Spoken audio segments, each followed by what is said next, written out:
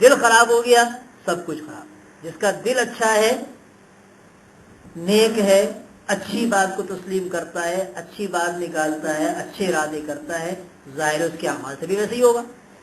دل کے اندر بات آ گئی کہ جہاں مجھے فلاں کام کرنا ہے، یعنی برائی کے کام کرنا ہے، یوں کرنا ہے، والا کرنا ہے، تو دل جب خراب ہو جائے گا تو پھر اس کے اعمال بھی جو ہے وہ ویسے ہی کہ ویسے ہی سامنے آئیں گے.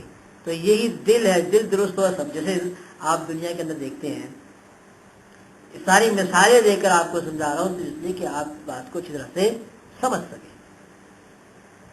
دنیا میں آپ دیکھتے ہیں کہ ایک مریض ہے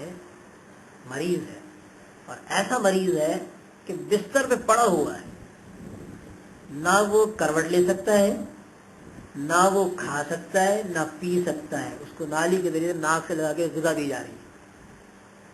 اور ایسا ہو گیا سالوں سے بستر پہ پڑا ہوا ہے کہ ایسا ہو گیا کہ جسم پر صرف ہڈیاں ہیں بس، اور ایسا لگتا ہے کہ ہڈیوں میں کھال جو ہے وہ ڈال دی گئی ہے، گوشت کا کہیں نام و نشان نظر نہیں آتا.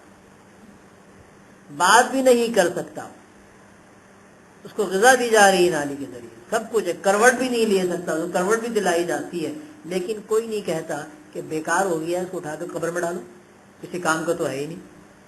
کوئی کہتا ہے؟ کوئی نہیں کہتا. کیوں؟ بادشاہ زندہ ہے ابھی. بادشاہ دل ہے نا ابھی، وہ زندہ ہے. جب تک وہ دل زندہ ہے چاہے اسے کچھ بھی ہو جائے کچھ نہیں ہو سکتا، تو اٹھا کے قبر میں نہیں ڈالا جا سکتا.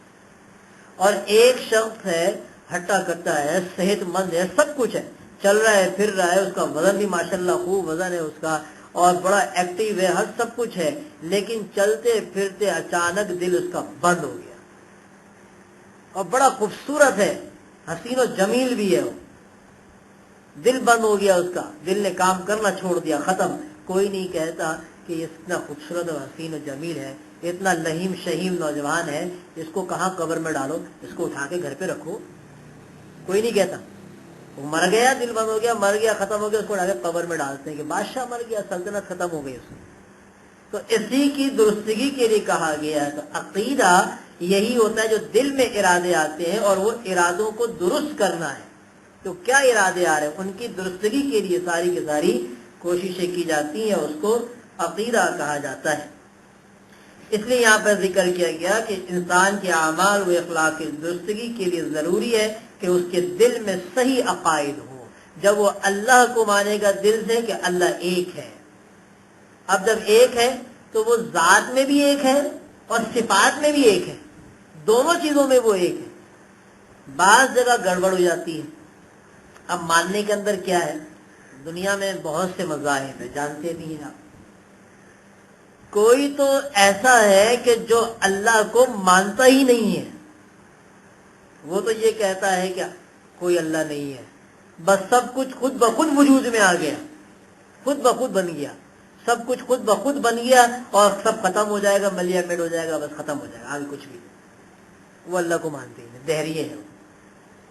ایک وہ ہے جو اللہ کو مان تو رہے ہیں، یعنی ان کو الگ کرنے کے بعد، جو دہری ہے جو اللہ کو مانتے ہی نہیں، ان کو الگ کرنے کے بعد باقی جتنے مذاہب ہیں وہ سب اللہ کو مانتے ہیں، سب مانتے ہیں. ہندو بھی مانتا ہے، عیسائی بھی مانتے ہیں، یہودی بھی مانتے ہیں، سب اللہ کو مانتے ہیں، لیکن ماننے کا طریقہ مختلف ہے. طریقہ مختلف ہے. ہمیں اللہ کو جو ماننا ہے وہ اس طرح ماننا ہے جیسا کہ اللہ کے نبیوں رسولوں نے بتایا ہے، اپنی مرضی سے نہیں ماننا. اس طرح سے جیسا اللہ کے نبی اور اس کے رسولوں نے ہمیں بتایا ہے، ہمیں ویسے ہی اللہ کو ماننا ہے. تو وہ سب بھی اللہ کو مان رہے ہیں، لیکن وہ جو اللہ کو مان رہے ہیں وہ اپنی مرضی سے، اپنے طریقے سے مان رہے ہیں. کوئی کہہ رہا ہے اللہ تو ہے، ہم مانتے ہیں، لیکن فلاں نبی جو ہے وہ اللہ کے بیٹے ہیں، مریم علیہ السلام اللہ کی علیہ بیوی ہیں. یہودی کہہ رہے ہیں عزیر علیہ السلام اللہ کے بیٹے، عیسائی کہہ رہے ہیں عیسیٰ علیہ السلام اللہ کے بیٹے ہیں. یعنی اللہ کو تو مان رہے ہیں لیکن ساتھ میں یہ شرک بھی کر رہے ہیں. کوئی کہہ رہا ہے کہ یہ ہم نے بت وغیرہ بنائے ہوئے، یہ بھی ہمارے لیے زمین پر ایک خدا ہے جو ہمیں اس خدا تک پہنچانے کا ذریعہ ہے، ان کو راضی کریں گے تو وہ راضی ہو جائے گا. وہ بھی مان رہے ہیں اللہ کو، لیکن یہ جو طریقے سارے ہیں یہ کسی نبی نے تو نہیں بتائے. عیسیٰ علیہ السلام نے اپنے ماننے والوں کو، عیسائیوں کو یہ تو نہیں بتایا کہ میں جو ہے وہ اللہ کا علیہ باللہ بیٹا ہوں اور میری والدہ جو ہے وہ اللہ کی علیہ بیوی ہے. عیسیٰ اسلام نے تو نہیں بتایا. عیسیٰ اسلام نے تو یہی کہا کہ میں اللہ کا بندہ ہوں, میں اللہ کا بندہ ہوں اور وہ رب ایک, اس کا کوئی شریک نہیں. تو یہ تو نبی نے بتایا, لیکن انہوں نے طریقہ اپنا دوسرے لوگوں نے نکال لیا.